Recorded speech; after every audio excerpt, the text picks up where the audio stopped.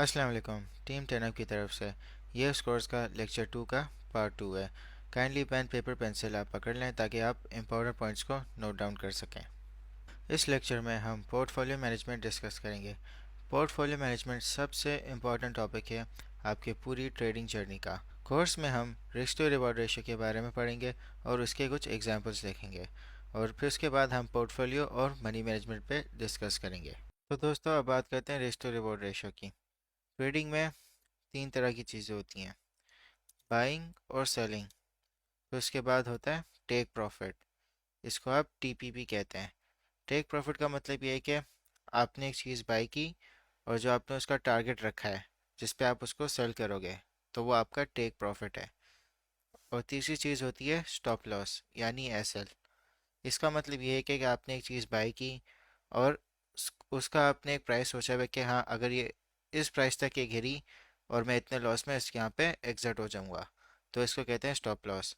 तो आपने हमेशा इनके शॉर्ट फॉर्म्स को याद रखना है। टेक प्रॉफिट का टीपी है और स्टॉप लॉस का एसएल है। Risk to reward ratio calculate होता है stop loss divided by take profit. इससे आपका risk to reward ratio calculate हो जाएगा। रिस्क टू रिवॉर्ड रेशियो आपको बताता है कि आप कितना लॉस करने के लिए तैयार हो और कितना प्रॉफिट करने के लिए तैयार हो। इसको एक एग्जांपल से समझते हैं। आपके पास फंड है $1000 का, तो आपने $100 की ट्रेड ली $100 के प्राइस पे। तो आपने जो स्टॉप लॉस है वो आपने लगा दिया $10 का। यानी कि अगर प्राइस $100 से $90 पे गिरी तो आप $10 के लॉस में आप एग्जिट हो गए।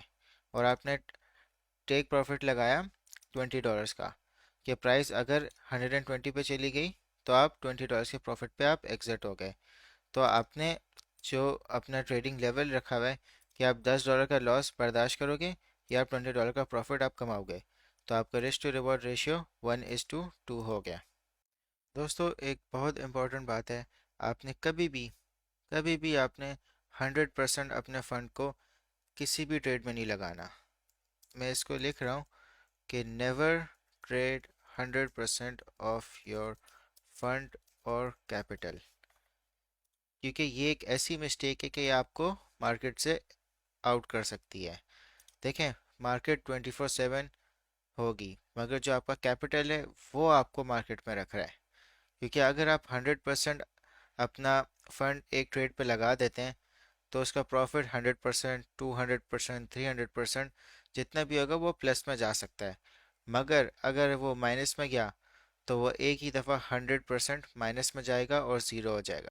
तो दोस्तों, आपने हमेशा इंश्योर करना है कि आप हमेशा कैलकुलेटेड रिस्क ले रहे हैं। क्योंकि जब आप कैलकुलेटेड रिस्क ले रहे हैं तो आपके जो माइंड है वो तैयार होगा कि अगर ट्रेड आपके अगेंस्ट गई तो आपको कोई मतलब स्ट्रेस या आपको एनजाइटी नहीं होगी, क्योंकि आपने कैलकुलेटेड रिस्क अप्रोच ली है। आपको पता था कि अगर मेरी ट्रेड मेरे अगेंस्ट गई तो मैं इतना लॉस करूंगा, और अगर मैं प्रॉफिट पे गया तो मैं उतने प्रॉफिट पे एग्जिट कर लूंगा। आपने हमेशा अपने माइंड को प्रिपेयर रखना है किसी भी सिचुएशन के लिए।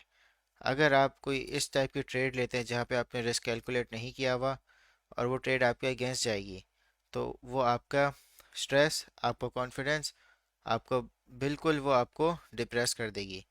तो आपने हमेशा केयरफुली अपने जो रिस्क है आपने उसको मैनेज करना है और आपने कैलकुलेटेड मूव्स मार्केट में लेने हैं।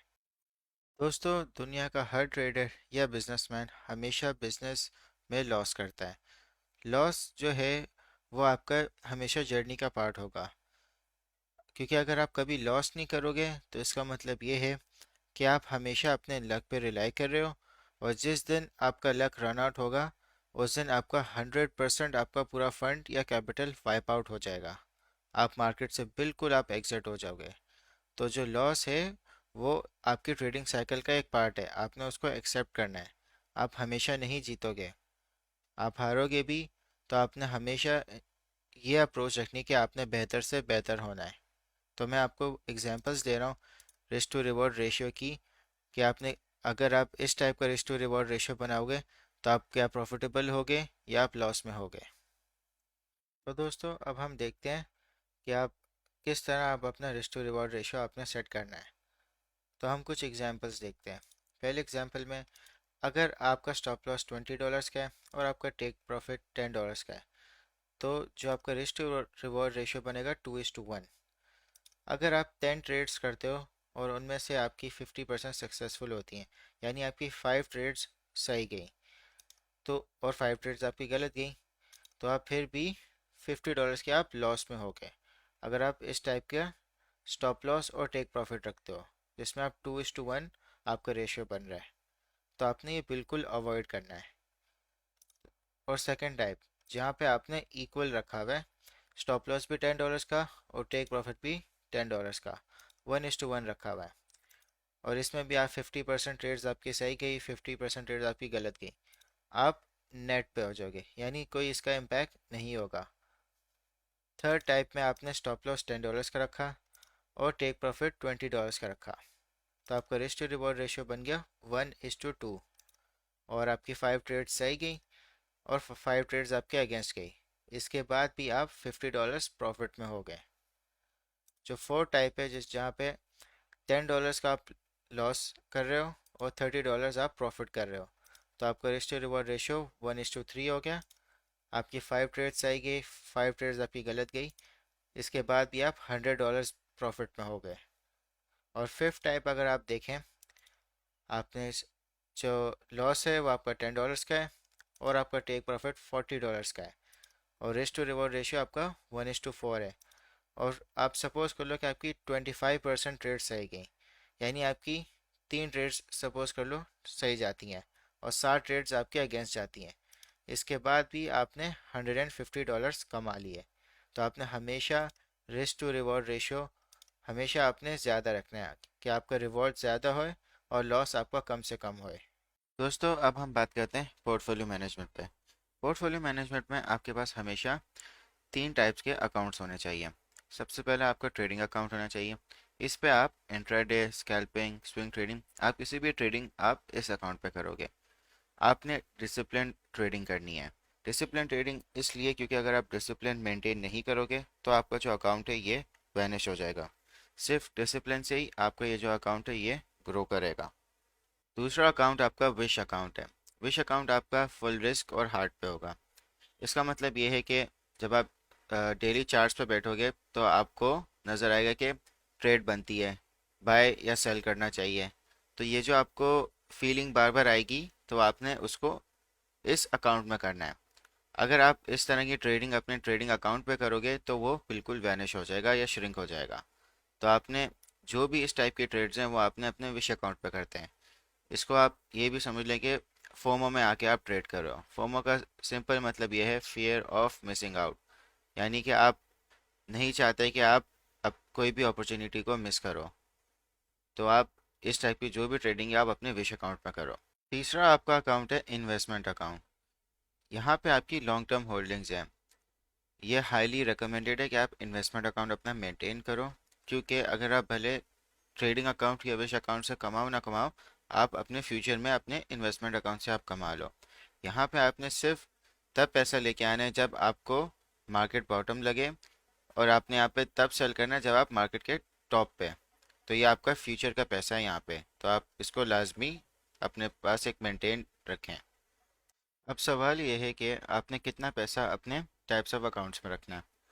आपने 30% पैसा अपने ट्रेडिंग अकाउंट में रखना है, 10% पैसा अपने विश अकाउंट में रखना है, और 60% पैसा अपने इन्वेस्टमेंट अकाउंट में रखना है।